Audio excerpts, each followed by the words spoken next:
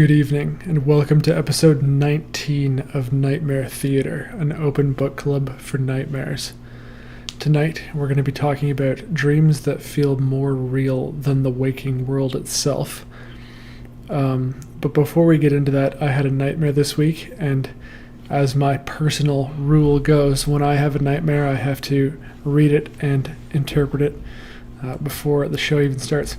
But even before that, even before I read my own nightmare, I'm going to be talking about a bit of an announcement. So it's not much of an announcement, but basically I'm kind of running out of presentation ideas, as you may have noticed. I feel like a lot of the good ones were sort of front-loaded at the start of the show. So coming up in future weeks, I'm going to sometimes not do presentations, and instead I'm going to interview people. So I had in my travels throughout the time doing this show, I've encountered, people with sleep paralysis, people with nightmare disorder, just people who have all of these interesting things that I talk about that I actually don't have any firsthand experience with. So I think moving forward, some weeks rather than a presentation, I'll be doing interviews instead. And I think that'll be actually really interesting. So I look forward to that. So on Thursday night, I had a nightmare, and it was an apocalypse nightmare, but we'll analyze the specifics of that in a moment. So there was a prophecy, and there was a bunch of things that sort of signified that the end of the world was coming in this nightmare that I had. And there was one that had something to do with, like, Pokemon, like the Pokemon Ninetales, and then also the nine-tail fox in Naruto, and then the 10 tails, and in Naruto the 10 tails is supposed to signify the end of the world. That's an anime, by the way. So yeah, there was something like that, but I can't really remember it. It was vague in the nightmare. But then I was in some sort of industrial sector in the city for some reason, and I'm not quite sure why. And I was in this large concrete structure with a grass courtyard that had all these sort of stone statues in it. And there was a bunch of ladders that went all over the place, and it was a bit of like a 3D labyrinth or a vertical labyrinth, climbing these just like large panels of concrete.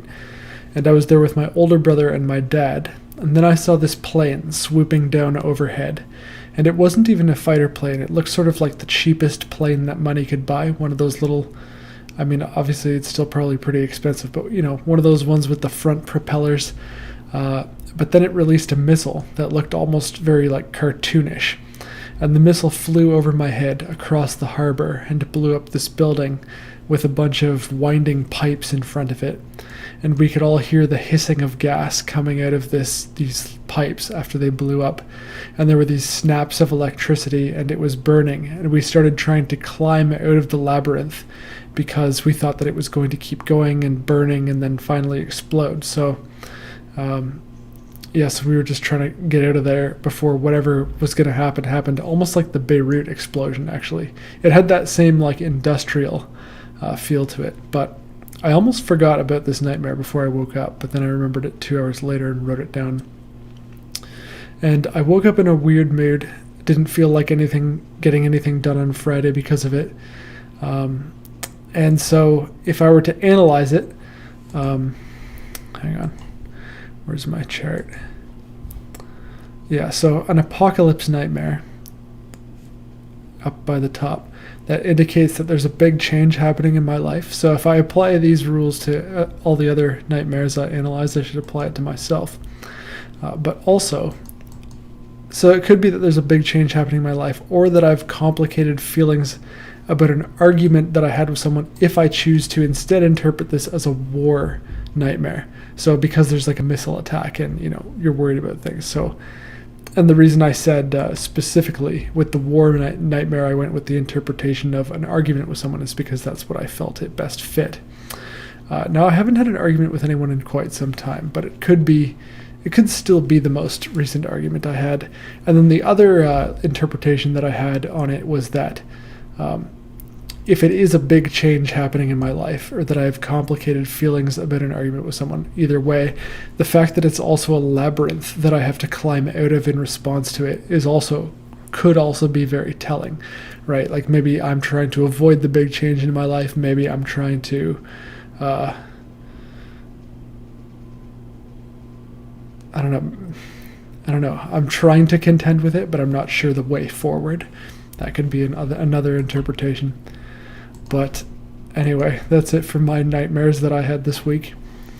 And I can get into this. It's a shorter presentation today, but honestly, that's fine. We don't have to do a mammoth presentation every time, especially when we're running out of ideas. All right, you can see it. Perfect. So, as mentioned, well, this is called vivid dreams, but another way of putting it is dreams that feel more real than the waking world itself. So first, let's talk about vivid dreams. So of course, these are dreams that feel so real that upon waking, you have to actually think about what was part of the dream and what happened in reality. Excuse me. But why are some dreams more vivid than others? Well, in episode 8, we talked about how dreams that are thought to be premonitory can be extremely vivid. And in that episode, we connected it to the idea that maybe it's because you're seeing an actual projection of the future. But of course, we know that's unlikely to be realistic. So what are the actual causes of vivid dreams? Well, like most dreams, vivid dreams tend to occur during REM sleep, except unlike other dreams, these can't occur during deep sleep. So obviously, like dreams and nightmares can occur during deep sleep, and those cause behaviors such as night terrors or sleepwalking, if it's a more pleasant dream. But that can't happen if the dream is to be vivid. You normally don't remember dreams that you have in deep sleep, and vivid dreams you do tend to remember. So again, they happen in REM sleep is the point that I'm trying to make.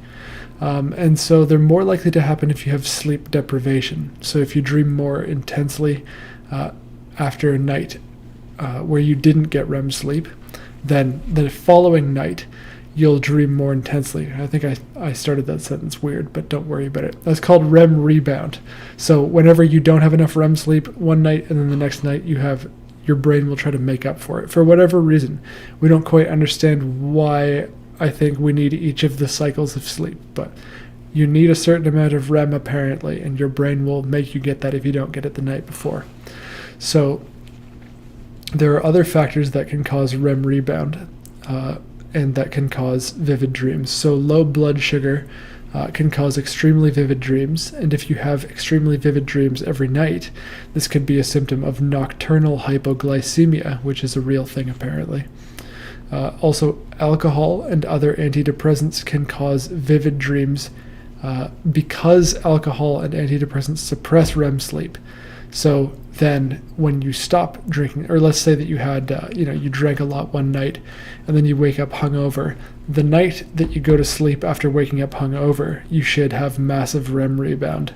So you should have quite a few more dreams, and the dreams that you have will be more intense the night after the night that you fell asleep drunk, if that makes sense.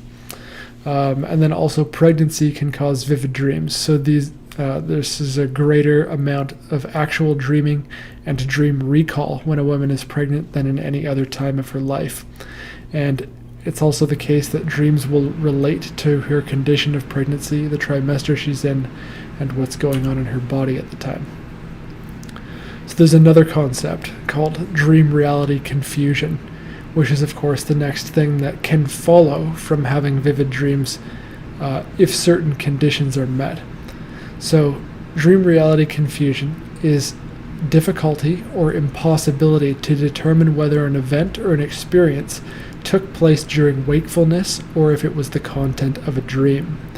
And in a sense, it's almost as though the dreams are better at building a memory than your reality is, or than your reality is able to build that memory. And if you recall the hypnosis episode, which I believe was episode 17, we talked about how memories can be implanted externally. False memories can be implanted externally while you're in a hypnotic state. So in a sense, perhaps, dreaming itself and nightmares are a hypnotic state. And, your subconscious is running wild. And perhaps in some people, your dreams themselves are better remembered than your real life. And so there's a few possible causes for dream reality confusion. And anyone can have this, by the way, but there are certain like mental conditions which can exacerbate it or which tend to have it more. But the simplest explanation for why the average person might experience it is because it's from their mind rather than toward the mind. That is, we process things that happen to us through our senses first.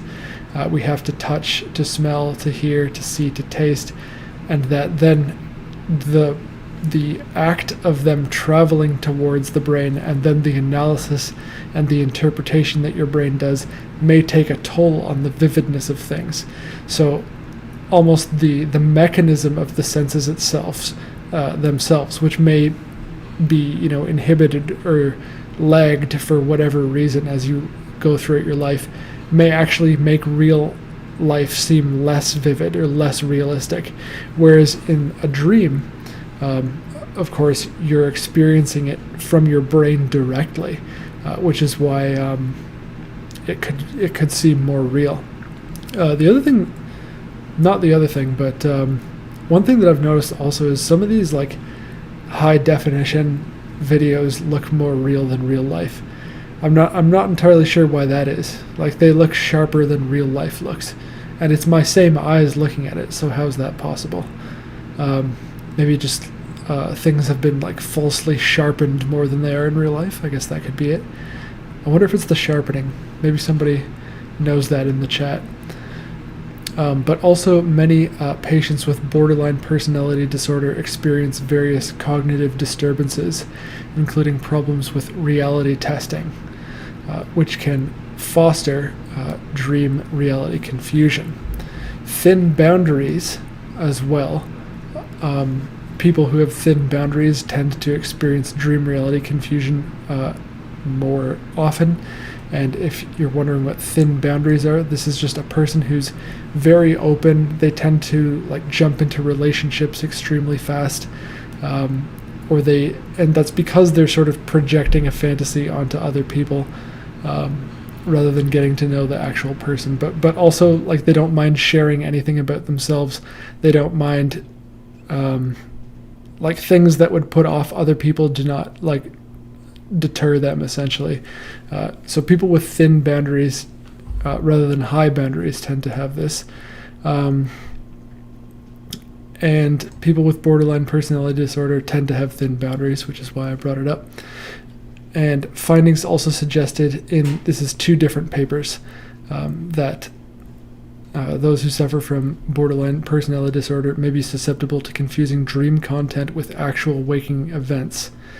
Likewise, however, it's not just BPD, but people with depression, post-traumatic stress disorder, and even just people who experience like general trauma of some sort, general trauma of some sort, can have this sort of confusion at the time.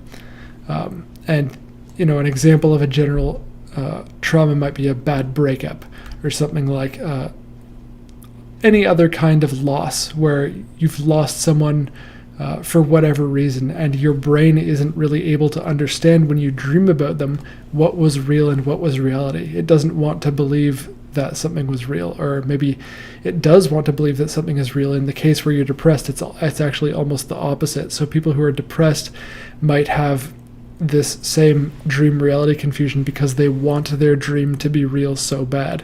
It has the answer to what they feel is all of the problems that they're experiencing in the waking world. Narcolepsy can also cause dream reality confusion, and similar findings were found by both studies, as I mentioned. And then the second study here also found that just in general, people with higher neuroticism, thinner boundaries, have a higher dream recall frequency, and are more involved attitudes toward their dreams. They have more involved attitudes toward their dreams. So yeah, as I mentioned, a bit of a shorter presentation this week, so more time for nightmares from Reddit.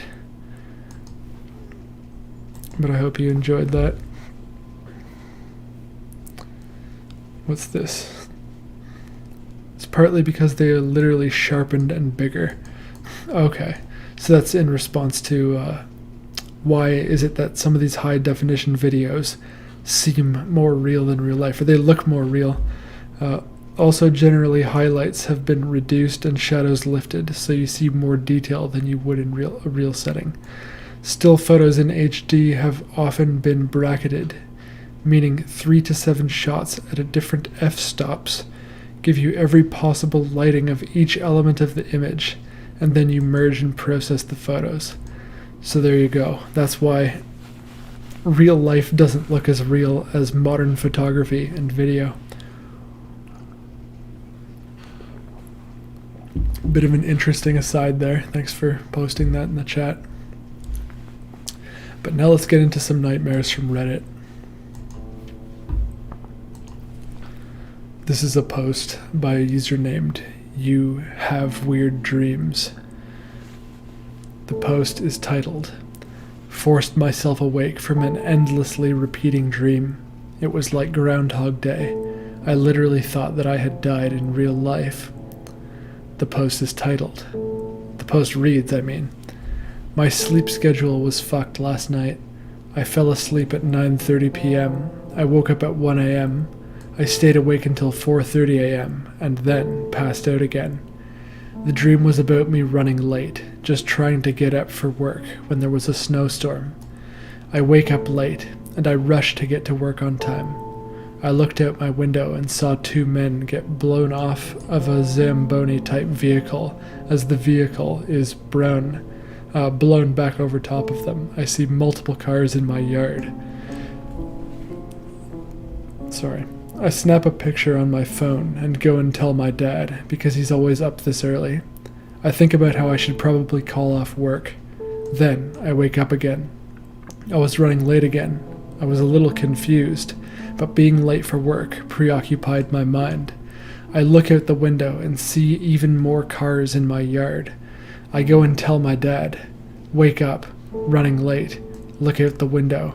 This time my car is in the yard too. I have to call off for work now. I tell my dad, I want to get pictures. I try to get dressed, but my clothes are all over the floor. I can't really see.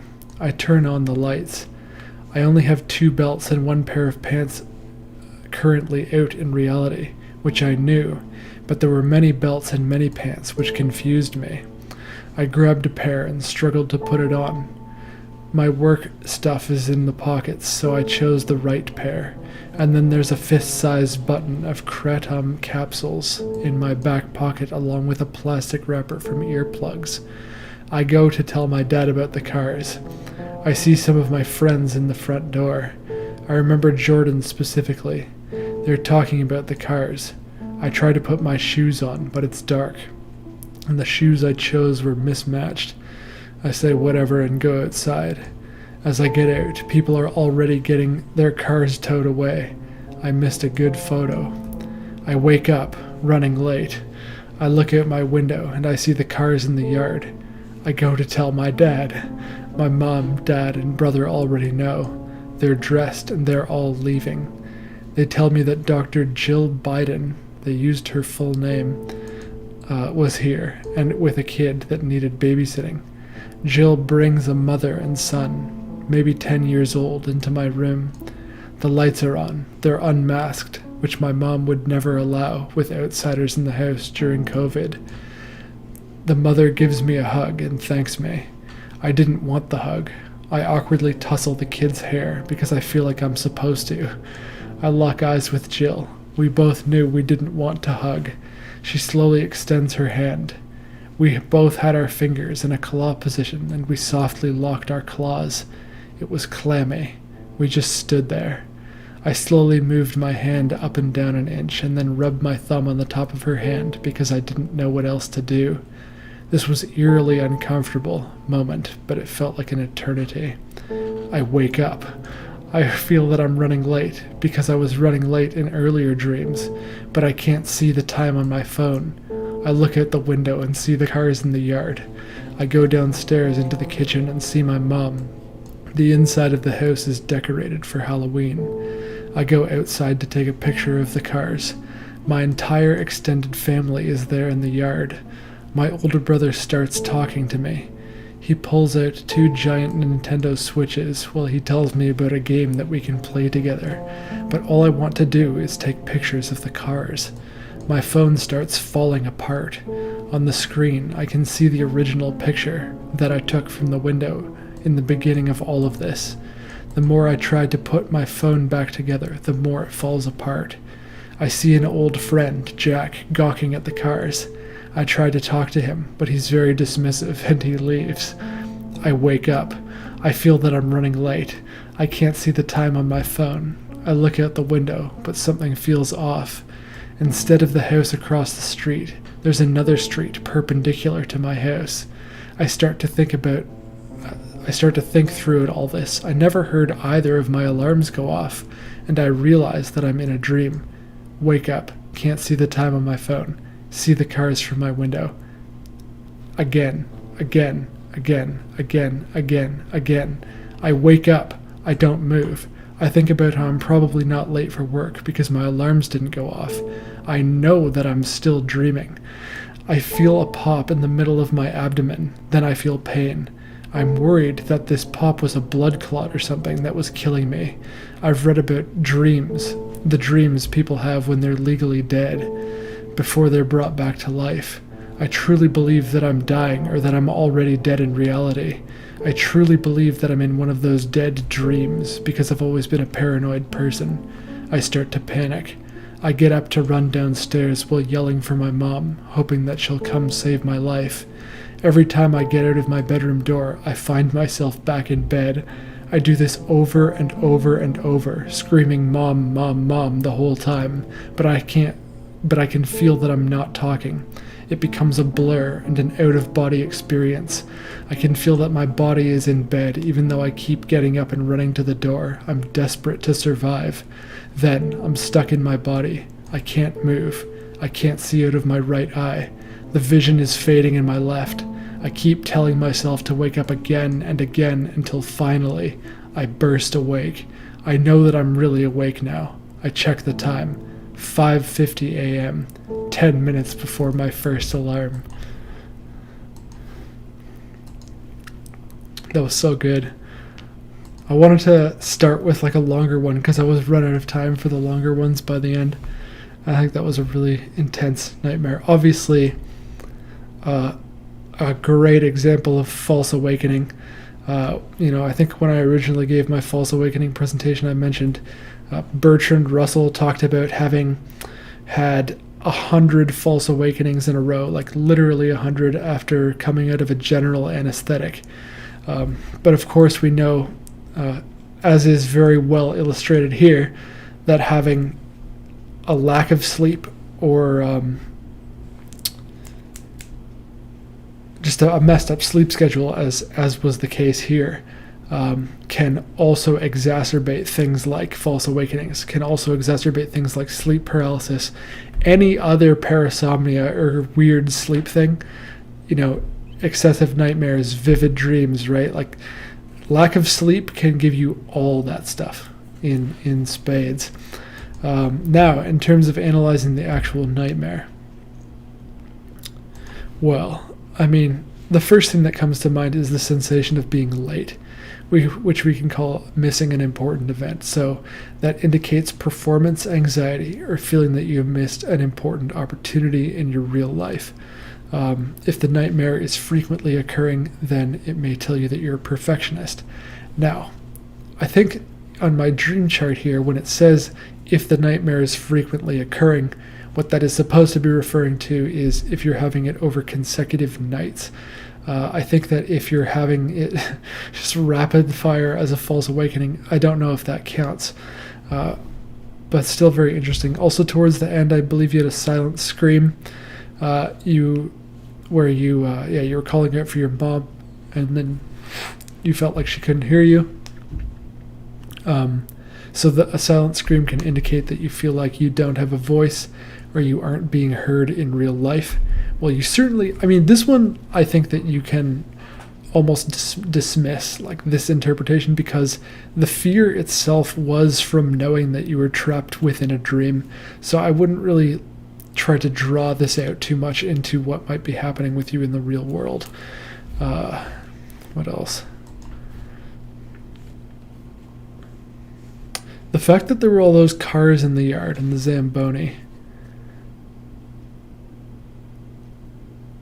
And it was a bit of a car accident, but you weren't in it. I don't know. I mean, that one's tough. Like, maybe just the feeling of, I feel like seeing a bunch of cars in the yard would just kind of stress me out.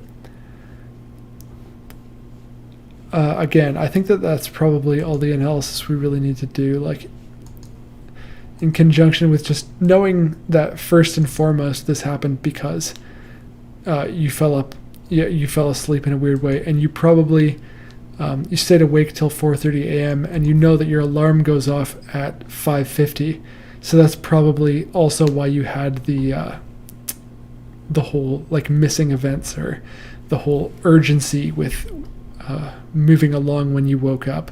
So I think that there's nothing really too out of the ordinary here. I think that you can actually chalk up the entire thing to the lack of sleep and the falling asleep late when you knew your alarm was coming up soon. Very well written, though. I appreciate that dream. Let's read another one.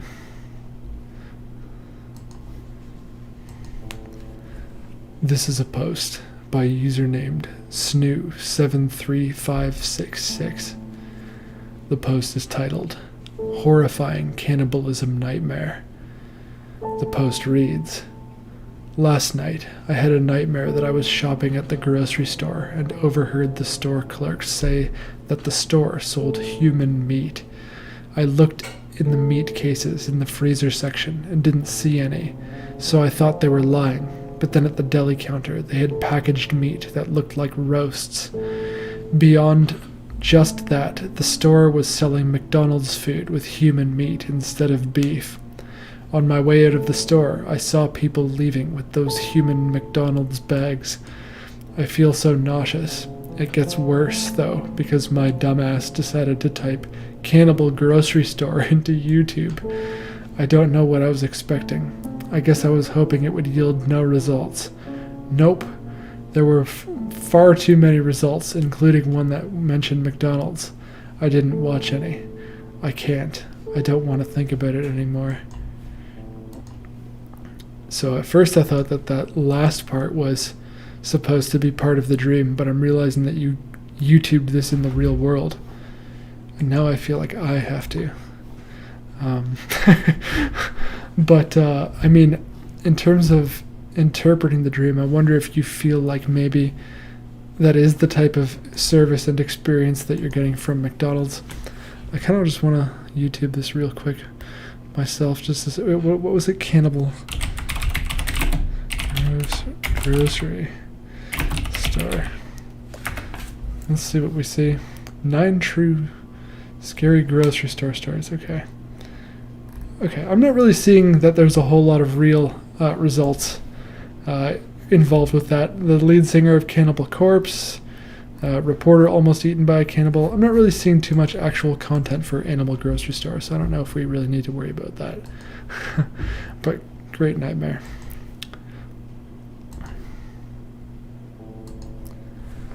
This is a post by a user named Lemon Peel Scent. The post is titled, Woke Up Screaming. The post reads, I was dreaming that I was in bed sleeping. It was pitch black. My daughter called out to me. She had walked towards the edge of the bed where I was facing. I reached out to grab her hand with both of my hands. Instead of her hand, it was a very large male's hand, thick and fleshy, slightly rough. I had been expecting something like that, and so I thought I was prepared. When I realized it wasn't my daughter's hand, I tried to scream, but I couldn't. I tried to scream again and again, but only air came out, like I couldn't speak. On my 4th or 5th try, I suddenly woke up and I screamed. I tried to hold back my scream, because I knew I was awake then, but I couldn't, and I ended up screaming at the top of my lungs for about 3 seconds until my volume gradually decreased. I stayed completely still, waiting to see if anyone heard me. My wife and kids were in the same room. My parents were down the hall. Nobody woke up. I got up to use the bathroom and reviewed the IP camera in our room. It was 7 a.m., so there was some light in the room, but in my dream it had been pitch black. I never ever dreamed in pitch black before. The dimmest lit dreams I've had still had the movie type lighting, where it's actually nighttime, but there's a high contrast lighting, like when you stand under an LED street lamp. Anyway, I tried looking for the footage of me. Sorry, why did I say that? It's not a word. I tried looking for the footage of me screaming, but at the exact time when the scream should have occurred, all I heard from myself was a groan/moan. So weird. It was the scariest dream I ever had. Well, I mean, the easiest part of that to interpret is, of course, the silent scream, which is 1, 2, 3, 4, 5, 6. It's like seventh from the bottom, silent screams. You feel like you don't have a voice, or you're not being heard in real life, or you feel helpless or frustrated with some situation. Now, if we try to put that into context with the rest of the dream, it's your daughter's hand, but it's the hand of a grown man. I mean, it could be that you feel like she's growing up too fast. Now, you wouldn't expect her to grow up into a man with a hairy hand necessarily, but, it could represent you're expecting your daughter to be there, and then all of a sudden there's an adult there, and maybe just ignore the part that it's a hairy man hand for now. But this is one possible interpretation, right? So, and it ties into the silent scream, so let me bring that back. Yeah, so maybe you just feel helpless with the situation being that she's growing up before your eyes and there's not much you can do about it. Alternatively, I wonder if there's an interpretation for you feel like you're not being heard in real life with respect to your daughter. I don't know what that could be, though. Like, it could be like a parenting style disagreement. It could be, but again, like that's not really consistent with the idea that your daughter has a man hand. I don't know. I might leave that for now. But the other part of it that's interesting is just the fact that it is a dream in pitch black. I have to say that I have never had a dream like that, or at least if I have, I haven't remembered it. I agree that sort of LED street lamp is about the darkest that it gets in my dreams as well. And the other part that seems to be perturbing you rather is just the fact that you felt like you screamed in real life, but when you look at it on the footage, you weren't really screaming the way that you thought you were. I wouldn't worry too much about that, right? Because like you just came out of believing that you had been screaming, right, in the dream, and so or trying to, and the first like 2 seconds after you wake up, of course you're not really perceiving what's happening like to the fullest capacity, so I wouldn't worry too much about that. But yeah, it seems like in the comments you're also wondering, is this a demon? I don't know that needs to be the case. Your daughter called out to me. Sorry. My daughter called out to me. She had walked towards the edge of the bed where I was facing. Grabbed her with both hands.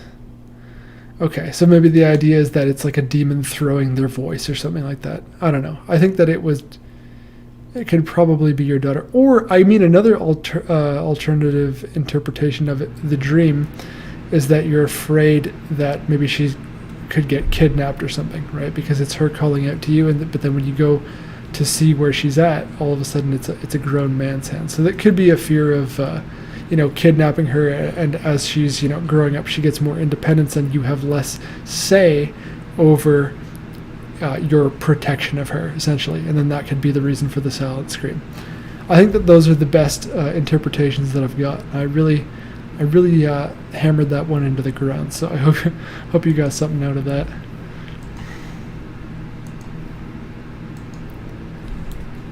This is a post by a user named Dinosaurus Q. The post is titled, Lucid Dreaming Nightmares. The post reads, I've had recurring nightmares since I was a child, usually lasting 3 days to 2 weeks. Luckily, this only happens less than 10 times a year. It's still quite a lot. Normally, my nightmares are always the same. I'm in a room, usually with someone I cared about greatly, and we're in a house or area that a third person is going to try and kill us. I'm always the one to know about it in the dream. Once I realize they're trying to kill us, my brain turns on, and I know it's a dream. My brain thinks about all the ways I could escape, and then all the ways they would stop me and kill me. All the ways I could try to save the other person, and why they wouldn't work. When I wake up, I have to be fully awake myself. I have to fully wake myself up, or else I'll go right back into it. Within the last year, I've started being attacked in some of these dreams, and I try to scream and nothing comes out. I wake up gasping for air and manage to give a sort of weak version of what I was screaming. Insomnia runs in my family, and I medicate for it now. But the earliest one of these fits I remember was when I was 5. Not looking to solve this, just wanted to share and see if anyone has had similar nightmares. It's awful though, because after I've had the first one, I know it will keep happening, and I'll get afraid to sleep.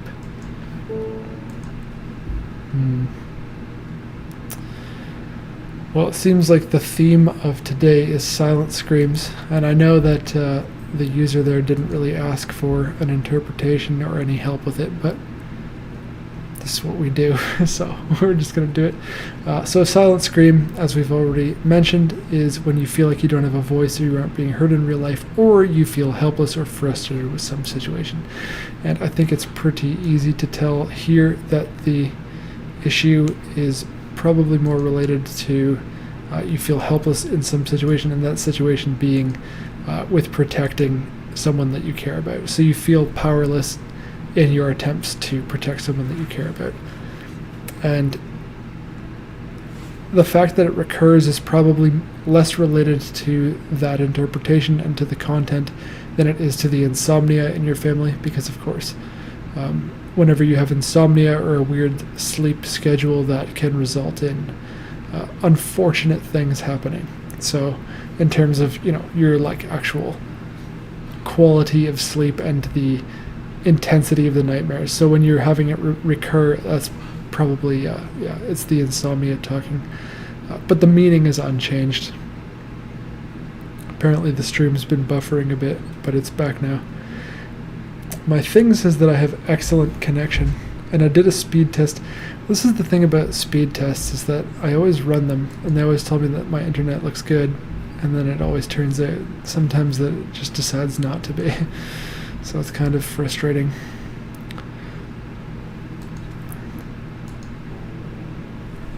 This is a post by a user named kidney__failure. The post is titled, Hi, this is the most horrifying nightmare I've ever had, and I was wondering if anyone here could explain it. Sorry if it doesn't make sense at times. My speech gets a bit jumbled when I talk about it.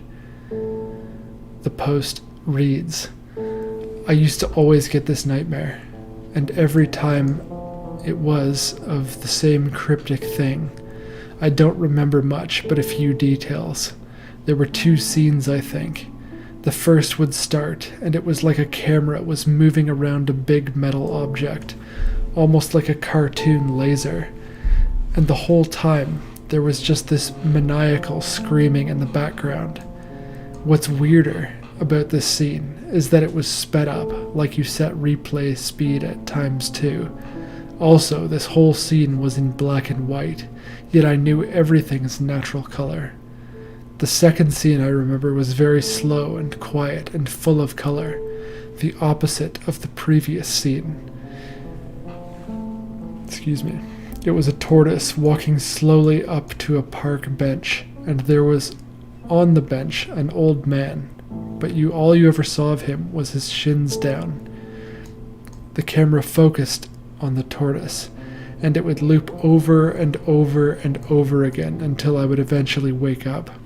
Some weird bits outside the dream are. I was never actually present for any of it. I was always as if I were watching a recording of two separate things.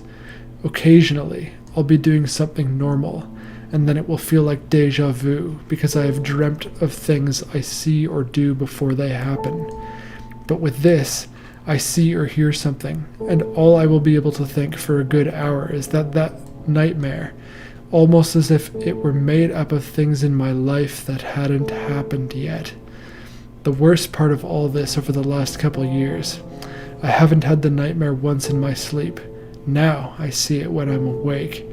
Sometimes I'll be doing something like I said, but in this case I would begin to see and hear it partially in the back of my mind. I've talked to my therapist about this, and she has no clue what it is. I've talked to my parents too, and most of them think it's just my anxiety or a normal nightmare. But this vision, or whatever it is the most terrifying thing I have ever seen or will ever see. It's as if you took all the screams of the damned from hell itself and put it in a box while somehow still being completely silent and empty at the same time. It's practically sensory overload while in the vacuum of space. Every time I try to explain it to someone, I start silently crying, and I am emotionally null for a good hour or so. As I'm typing this out, I can feel myself growing physically limp. Well, I can tell you right now that the meaning of that dream is going to be extremely difficult for me to interpret. It doesn't seem like something that would be the most terrifying thing in your life, right? I mean, the thing that's the creepiest thing about it to me is that you just have it all the time, or that you've had it so many times. It plays out at 2 times speed. I mean, the first scene that you described kind of sounds like almost like the making of the atomic bomb or something of that nature, right? Because it's in black and white, so it's like the 50s or 40s I guess is when the atomic bomb was developed, and it's a big metal object and the camera's moving around it, and the whole time there's maniacal screaming in the background, which you later describe as being screams of all the damned from hell itself put into a box, and somehow it's completely silent and empty at the same time. I mean, that could represent the people that the bomb is being dropped on. By the way, this is me brainstorming, completely, just based on what it kind of reminds me of, or what it kind of sounds like to me. I'm not saying that I think I can put a lot of weight behind this interpretation. The second part, with the tortoise going by the man's feet, and all you see is his shins, that is also unpleasant. Is the replay speed for that one also 2 times? I'm not sure. Very slow and quiet and full of color. I mean, it almost reminds me of that scene in Breaking Bad where there's the guy's head that gets strapped to the back of a tortoise. He gets killed by the cartels, and is just walking through the desert, and you just see his head atop the tortoise. Oh man, I don't know though. It could represent just maybe life ticking away. The fact that it's like an old man's shins, and the tortoise is in front of him, just kind of slowly moving past, and you don't really get to see him. You don't really get to know who he is.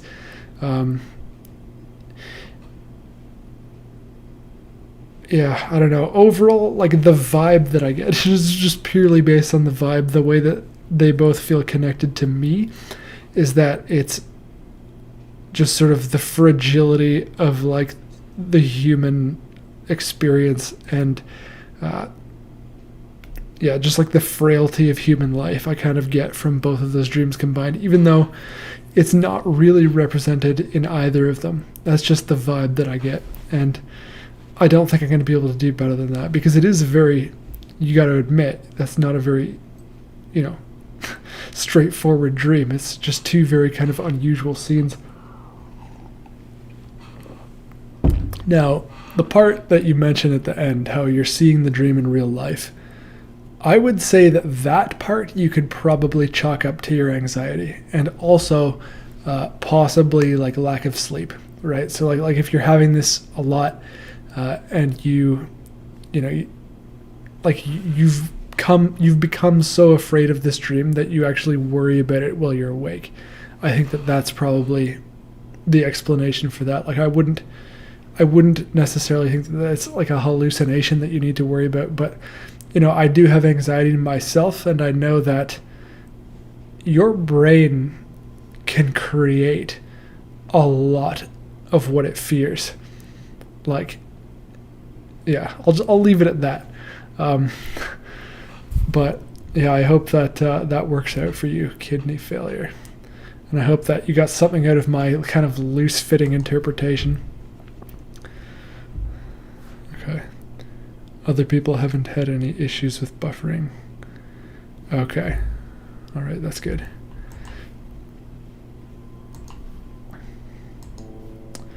This is a post by a user named 4DS. The post is titled, "Weird purple dude kills my sister while a green infection spreads through me, my mom, and my dad."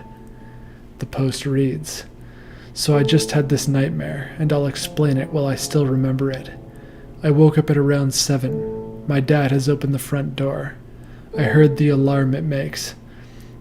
We have a little arm that just beeps when someone opens the door. My dad came inside with donuts.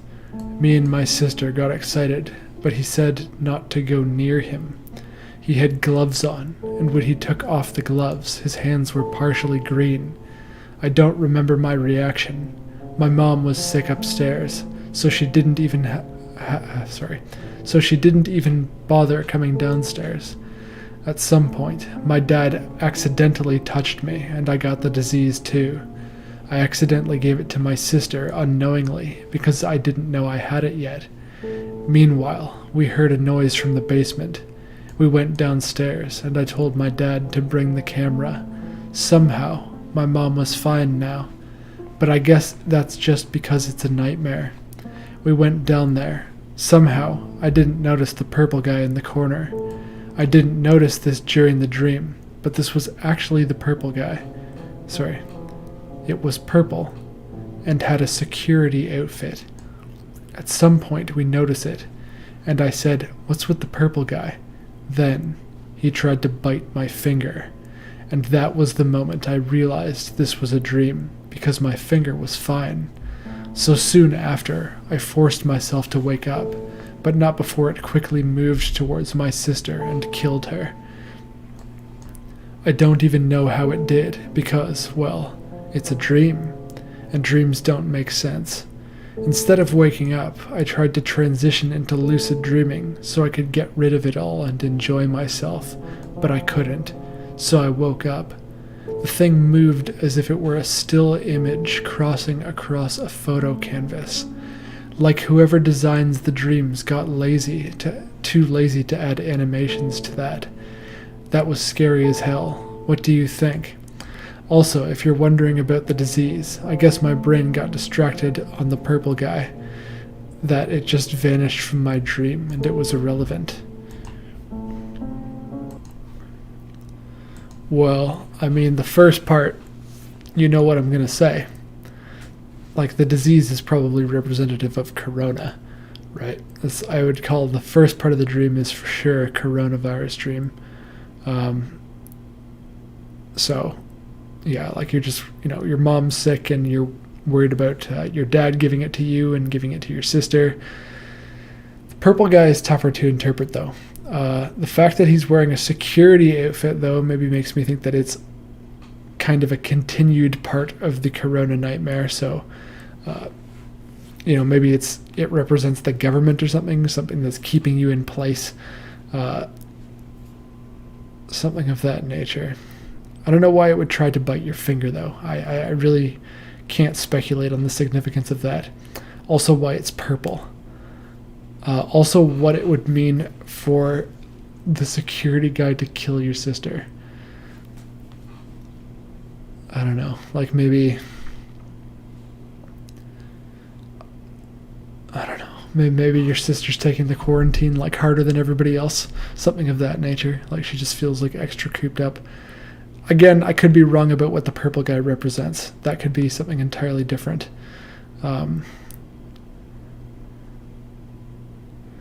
William Afton is the main antagonist of the Five Nights at Freddy's franchise. He has also been known as the Purple Guy. Does the Dreamer play this video game about a child murderer? Pretty sure Five Nights at Freddy's isn't about a child murderer, but it's about animatronics that attack you. But that's an interesting point there in my comments, that, you know, an alternate interpretation for what the purple guy might represent. If you're familiar with Five Nights at Freddy's, I don't actually know any of the characters in it. I never played it, and I watched, like, you know, like Markiplier play it like a couple times, but it's just, I'm not into jump scares. That's not my thing. I like to just pull that thread of the creepy, just like elongate it as long as I can. In the second game, he is implied to have been the night guard before Jeremy Fitzgerald. Okay. So again, could be a Five Nights at Freddy's reference, something like that, maybe, if you're familiar with that game. Thanks for that in the comments. We don't have any viewer submissions this week. User submissions. I still say that. Yeah, no viewer submissions this week, so we'll just keep going with these Reddit posts.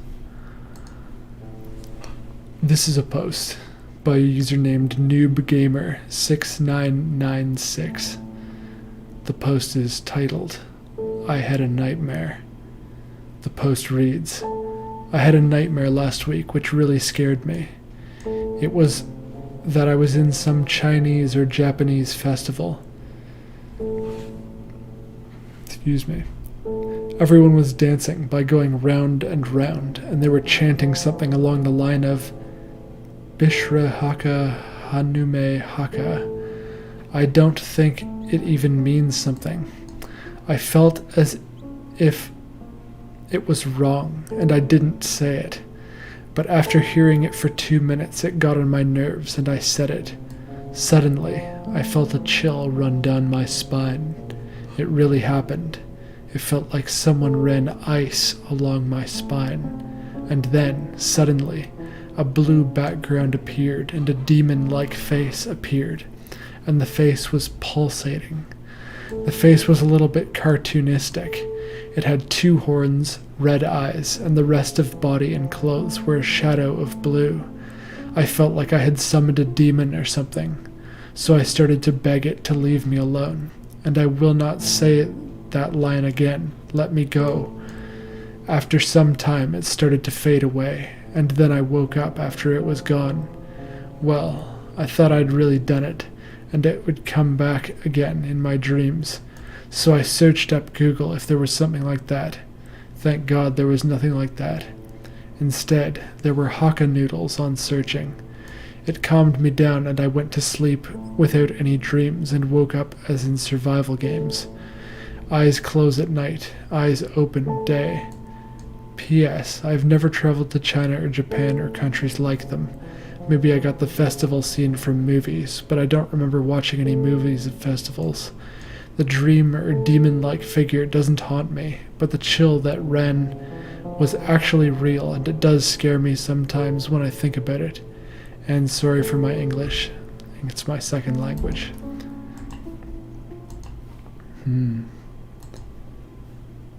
I mean, that's a tough one to interpret as well. I mean, it could be about peer pressure, right? Or just kind of engaging with things that you don't understand in general. Maybe you're starting something new, or you're learning something new. Maybe you have to give a presentation on something at school that you feel like you don't have a very good grasp on the subject matter. Could be anything. But as you just heard, all my interpretations are sort of centered around the idea of something that you don't fully understand, which it would be the chanting, engaging with that thing that you don't fully understand, and it yielding some negative, horrific results. I would say that if you can figure something in your life that fits that model, that might do you some good when you then come back and, you could maybe like apply some form of correction to your real life on that account. Okay. I think that there's time for one more.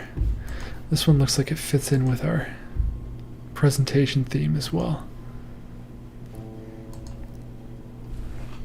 This is a post by a user named Lenny Was Never Here. The post is titled, I Get Nightmares Regularly, but... The post reads, So I've been recently having my nightmares again, and they've gotten more real for some reason. I wake up, shaking my body, or jerk up or throw my hands to protect myself. I had this one dream where an alien was coming towards my bed really slow, and I could move my arms, but I couldn't get up, so I started throwing pillows at it, but it wouldn't do anything, so I then decided to stop trying, but then it was close enough. It started to shake me, and I woke up. It was really scary to me, because I'm scared of aliens, but yeah. Right?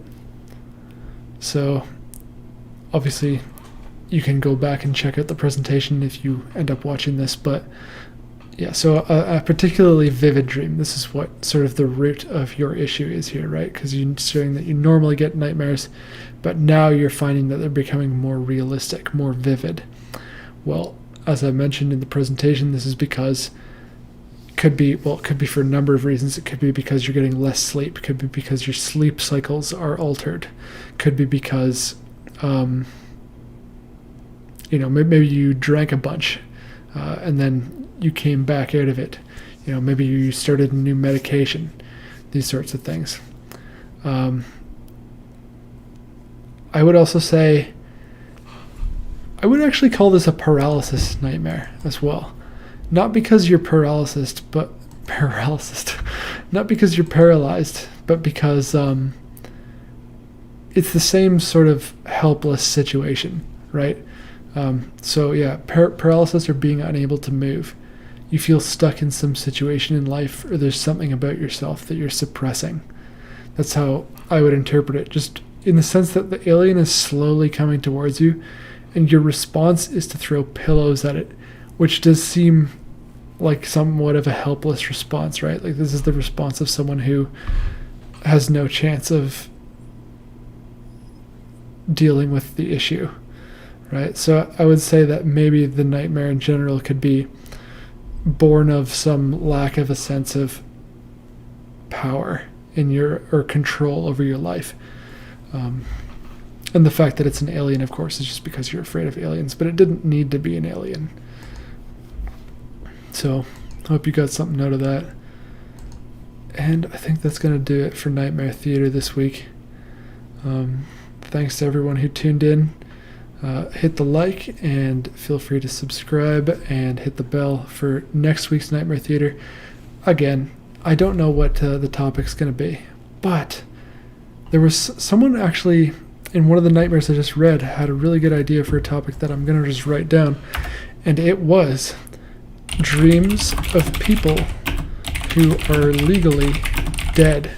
Almost forgot to write that down, but I've never heard of that before. Has anyone heard of that before, where you're like about to die? The thing is, like, how do they even report on that though? Because they were saying that people, when they're like legally dead, they'll have all these crazy dreams. How do they know that if they're about to die? I don't know. I'll look it up. That could be a potential topic for next week. Alternatively, it could be an interview. We'll see what ends up happening. I've reached some tendrils out there into the ether, so maybe someone will grab a hold of a suction cup or whatnot, so that'd be cool. If you have any nightmares of your own that you'd like me to read next week, send them to theforgottengrove@gmail.com. Love to read them. Can keep you anonymous or credit you however you would like to do it. But until next time, embrace the beautiful dark.